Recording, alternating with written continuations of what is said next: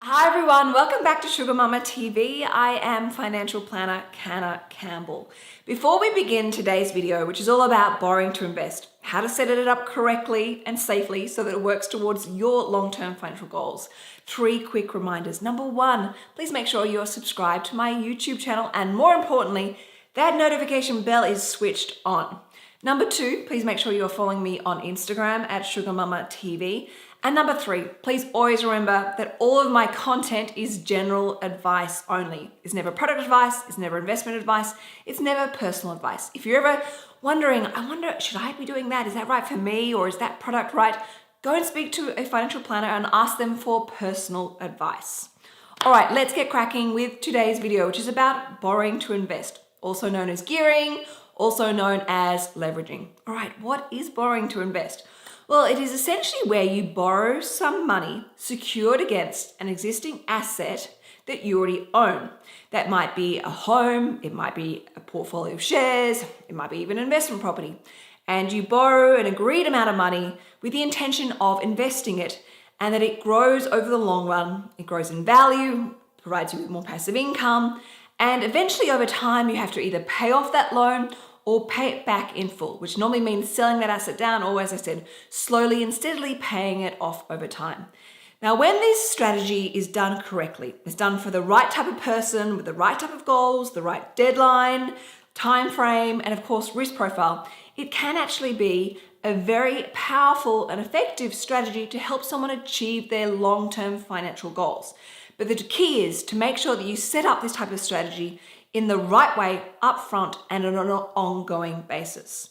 So for today's video, I want to share with you these 7 rules that you must follow if you are thinking of borrowing to invest. Number 1, always make sure you have emergency money set aside in a separate, dedicated savings account.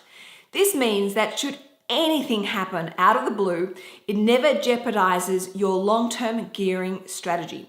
You're never forced to suddenly crystallize a loss and have to pay back money. You can always comfortably service that loan and pay it off over time, no matter what happens in your life. So always have a separate dedicated savings account for emergency money before you even contemplate borrowing to invest. Number 2, budget in your interest repayments on your investment loan, considering the possibility of an interest rate rise up to 3 to 3.5%. It is very easy at the moment to think, I could borrow like $100,000, it's going to cost me 3% or 4%, and that's nothing, I can afford that.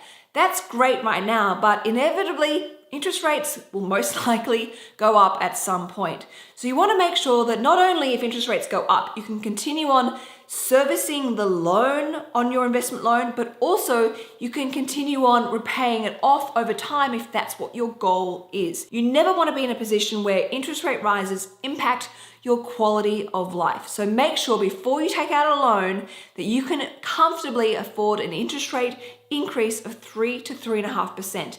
And if you think, actually that's going to be quite tight, that doesn't mean you throw the strategy out the window. It just means maybe you look at taking out a smaller loan, and you can of course increase it at any time in your life. The third rule to follow is this is a long-term investment strategy.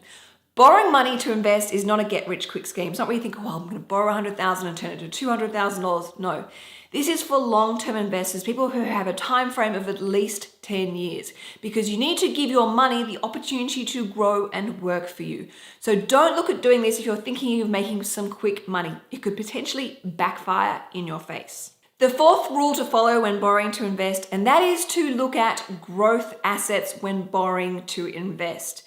Because of the cost of borrowing, that is the interest expense, you want to make sure that this strategy is working for you. You're actually making a profit. That is, you're making more money off your investments than what it's actually costing you to borrow that money in the first place. So it wouldn't make sense to go and borrow money at, say, 4% to only earn, say, 3% from a cash savings account or a bond or some fixed interest investment. Ideally, this is for growth assets, which means typically two-dimensional assets that grow in value from a capital growth perspective and an income perspective. Now, typically growth assets are either domestic shares, international shares and property because they pay you dividends, they have capital growth, or they're growing in value and pay you income. So you want to make sure that you're using borrowed money for growth assets. Now, I also want to point out, I would never ever recommend someone borrow money for a speculative investment. Whenever I have used a gearing strategy, like for example, for the $1,000 project portfolio, I have used listed investment companies and ETFs because they're really well diversified. I don't have as much volatility risk. And of course, they're long-term investments. This really helps reduce the risk of this type of investment strategy. So remember, high quality growth assets only when you're borrowing to invest. No speculative investments here. The fifth rule that I insist that you follow when it comes to borrowing to invest, and that is to review on a regular basis. Of course, it is essential that you set up your investment loan the right way up front, but it's never set and forget. You need to make sure you keep a mindful eye over your investment strategy, particularly when there's a gearing strategy involved. Now, what does that really mean? Well, number one, you want to make sure that your payments are coming out correctly. They're coming out through your direct debit each month or each fortnight, whatever you have set up, and that you're aware of what your LVR is and it never exceeds 50%, particularly if you're using a margin loan with shares. You want to make sure that your money is working for you and everything is always safe. I'll never forget talking to someone who took out a margin loan and they didn't set it up correctly, but they didn't check it.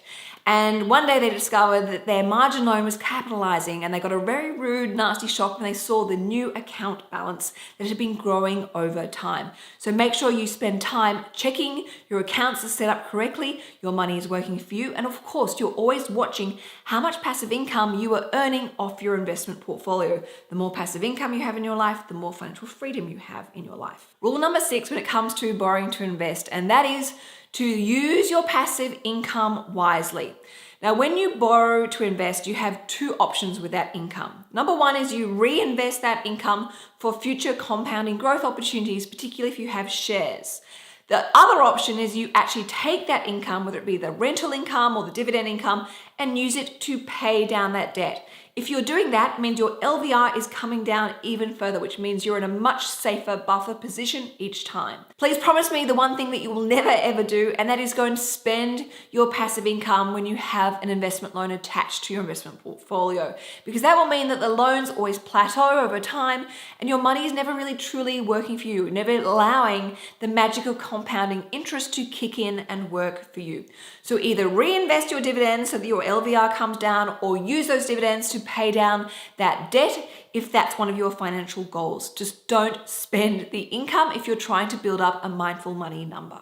And then the 7th rule to follow when it comes to borrowing to invest, and that is you don't necessarily need to throw yourself in the deep end. You don't need to go and borrow hundreds of thousands of dollars or tens of thousands of dollars. You can apply for a loan and only draw down a small portion of it. You can dip your toe in, but only ever do this if you feel educated and informed. You understand all the risks involved.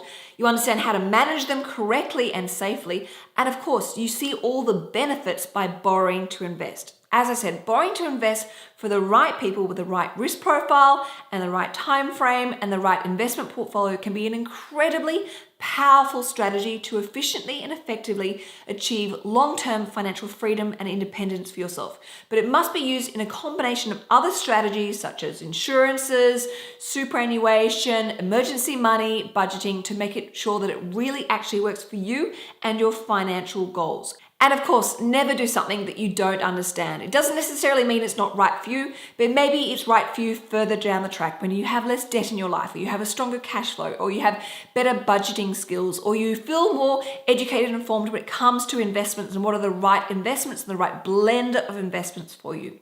Please never do something that you don't feel comfortable with and don't understand. And as I say, if you ever wonder what you should be doing, go and speak to a financial planner.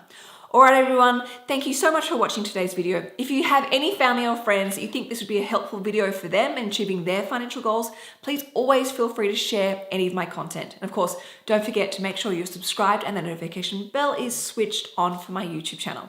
In the meantime, I will see you over on Instagram for your daily dose of financial education, motivation, and inspiration. Ciao for now.